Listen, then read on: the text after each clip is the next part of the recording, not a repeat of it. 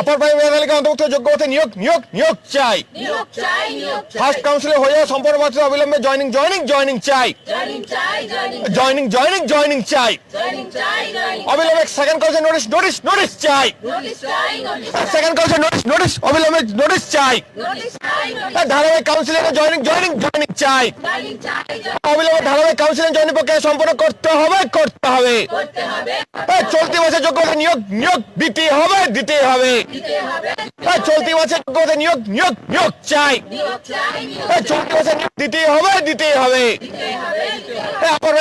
অন্তর্ভুক্ত যোগ্য হতে নিয়োগ নিয়োগ নিয়োগ চাই।